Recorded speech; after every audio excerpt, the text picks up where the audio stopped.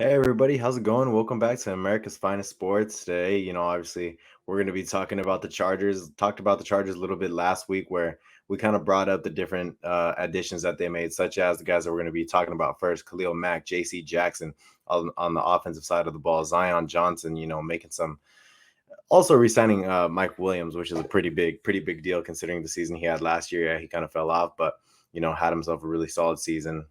Probably could have came down with a lot more touchdowns than he did considering the amount of red zone targets he had.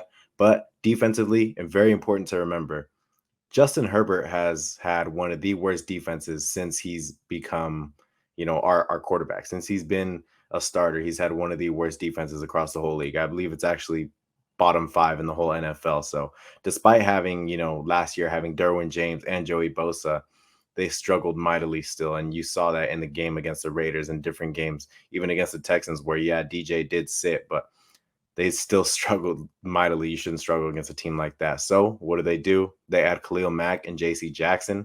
Matt is a 49ers fan, but he's very excited to see that the Chargers got two players that he really likes. So Matt, what do you think about the Chargers adding both Khalil Mack and J.C. Jackson to their defense?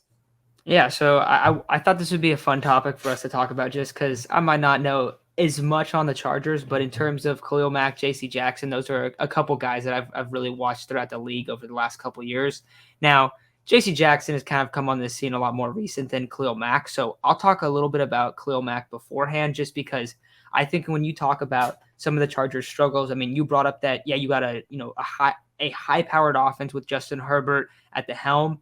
And then last year you had a defense that was, I'd say, pitiful at times because Yeah. the big thing was on third down, they were the worst defense on third down. They could not get teams off the field, and it absolutely burned them. And so when I think about this Khalil Mack addition, dude, you're getting a guy that is a really, really elite pass rusher. But not only that, but he's an excellent run defender.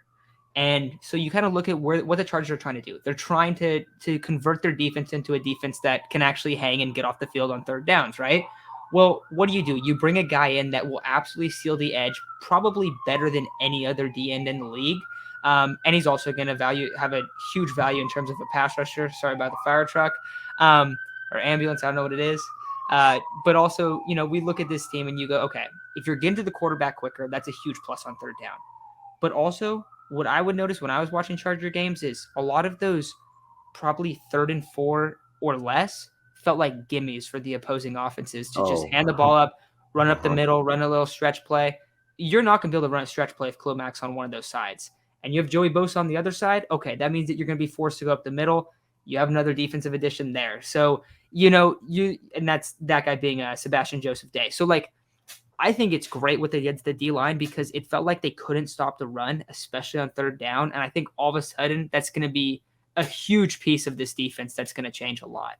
I can talk about JC Jackson right now too, or you would rather go and talk about a little bit more Khalil Mack before we get into him?